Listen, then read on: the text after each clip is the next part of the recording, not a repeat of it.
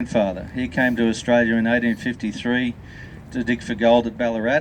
He and his brothers manned the barricades at Eureka, and they moved on and they went to Bourke and they pushed up into Queensland, tank sinking, fencing, carting, general bushwork. A man and his four adult sons, they made quite a good working team. Unfortunately, he perished on the Outer Barcoo in 1882, and his sons pushed up into Western Queensland, originally contracting and then taking up places on their own right when all the big runs were cut up after the advent of the bore water.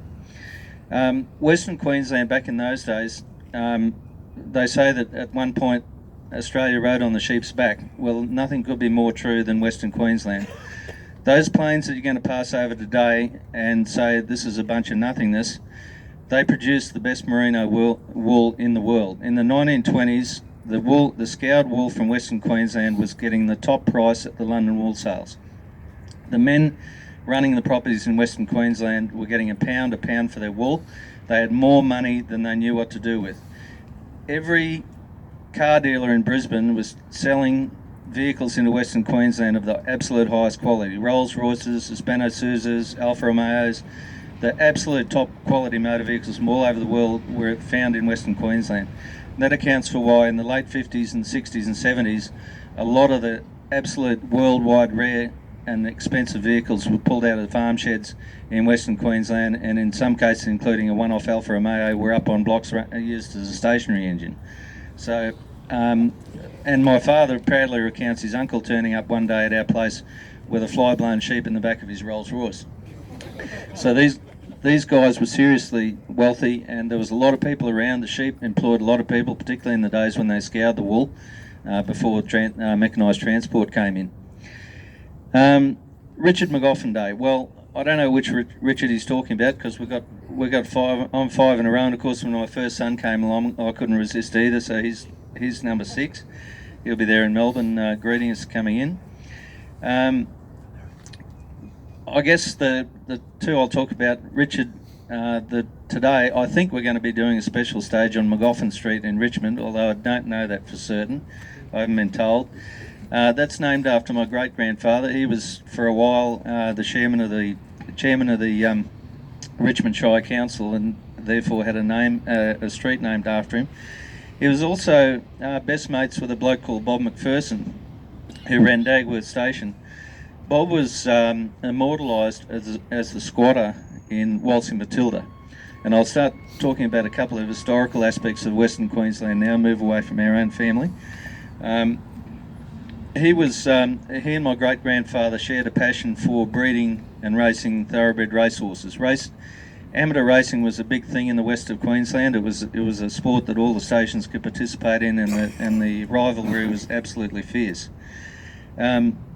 Waltzing Matilda was written on Dagworth Station between McKinley and Winton in 1895, when Banjo Patterson was visiting in the aftermath of the 1894 shearer strikes.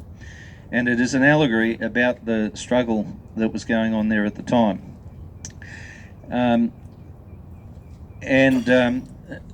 The other historical aspect, not only important that Waltzing Matilda was written there, but in the earliest, 1894 was the second strike. In the first strike in 1891, after the workers were defeated, they established the Australian Labor Party down at Barcaldine, which is just the other side of Longreach.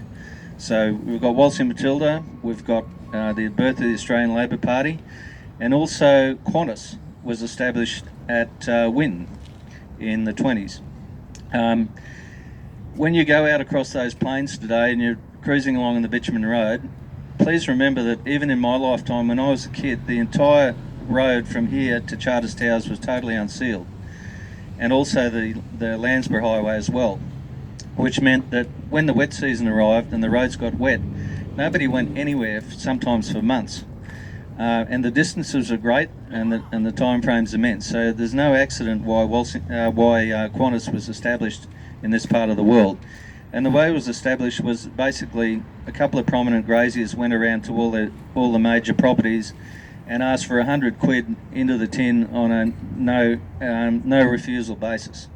And basically all the major station owners chipped in, and that's how Qantas got started. And as we know, in deference to my Dutch friend over here, it's the second oldest airline in the world behind KLM by about a week, I think, something like that. Just to end on a note, we've got Magoffins buried in virtually every major cemetery between here and Townsville, including Townsville, both down the Flinders Highway and the Landsborough Highway. Today in Julia Creek, I'll probably stop by and say good day to my dad. He's buried there. My father was awarded an OAM in the year 2000 for his amateur historical work.